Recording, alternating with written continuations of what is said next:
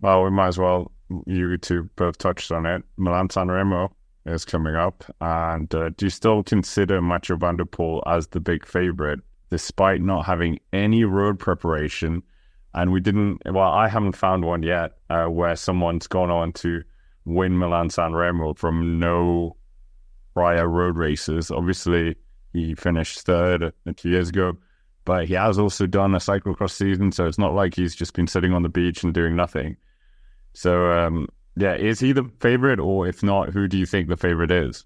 It's hard to say. Like you say about third place, but that was off the back of some back injuries and stuff, if I remember correctly. So I'd argue that if you say that he got third place after probably having suboptimal prep, you got to say that probably third place is sort of the benchmark that we're going with. You know, if it's him versus Poggy in a finish, I'd probably say Mathieu was a better sprinter for sure, based upon, I mean, we saw it E3 last year. Mathieu beat him in a sprinter, even if Wout did win. But, you know, Wout's not here for whatever freaking anti-cyclismo reason that Wout and Art's going to try and pull this time. So I'm not sure if he is the favourite. I would say Pedersen would be the favourite. Based on how he looked at Paris, I think Pedersen can just follow a move from Mathieu and beat him in a sprint, personally, at the moment. Piffy could probably win.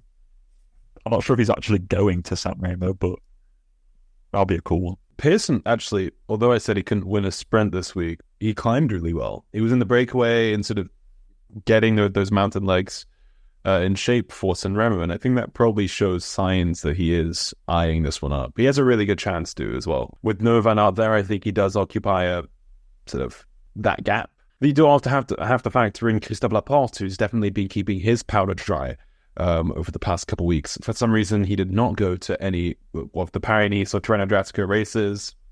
Don't quite know why. Particularly as that over the past couple of years, they've showed such good conversion rates towards San Remo victories.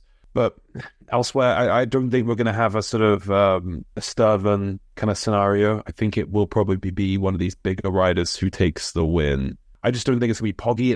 Van der Poel definitely does have that kick. We don't know where he is, but this is Van der Poel at the end of the day. He's a big race rider. It's a big occasion, this. He's been sort of airdropped into this race. And he's with two very strong helpers in the form of Jasper Philipsen and Søren Andersen, who played a really important role last year. So I have faith and confidence in Van der Poel to take the win. I don't think he can replicate what he did last year, purely because he will be the marked man to do exactly the same thing. But who out of these guys is going to be able to follow him if he does that? If it is a similar scenario to last year, really, who's a descender that could stick on his wheel? Matej Mohoric? Yeah, Mohoric. But, yeah, I mean, I was going to say Stoladi, he came fifth, but that's definitely not a representative kind of profile. I don't think you can ever write off Mohoric. I mean, Olaf Koy? Dare I even throw There we go. Here we well. go. I mean, this beliefs if I could just work, like, it's working. Whatever they're doing, it's working. Laporte and Koy, again, it's very similar to the Van der Poel and the Philipsen. It's the Pedersen and the Milan, and it's Laporte and Koy. It's the exact same thing. I don't know. Could you put Philipsen in the ring here as well? Axel Laurence, he is on debut, so I doubt it. But yeah, other than that, I think it's all in for Poggy in the UAE camp. De Lee wasn't good at Paris either, so it's kind of hard to throw him in there as well. But, you know, other than that, Zingler, Kuznefroy was actually quite good at Stoladi. And this is the kind of Kuznefroy sort of effort. He's a very good puncher, and he does seem actually consistent this year. Kuznefroy is sometimes a bit prone to being a bit hot and cold in races, but he seemed to have found a little bit of consistency, so that's another name. But I think I'm still sticking with Pedersen, and then like it might just literally be Pedersen, Van der Poel, Poggy, and then behind it's their representative sprinter teammates in the group behind in Milan, Philipsen, and Koy, and they could occupy 4th through to 6th. It honestly wouldn't surprise me. Yeah, this is, I think, the race where it's hardest to be the favourite. Because you're such a marked man, and there are fewer places you can get away here than in other races. But he is Van der Poel at the end of the day, and that power that he has is overwhelming sometimes. If he pulls off one of these like biblical attacks, then it's going to be hard to match it. But I mean, not having Wout there is really playing into his hands, because Wout's a similar rider, and I think Wout's probably the guy that he would have been most worried about. But going into it this year, I think he can maybe be more confident than normal.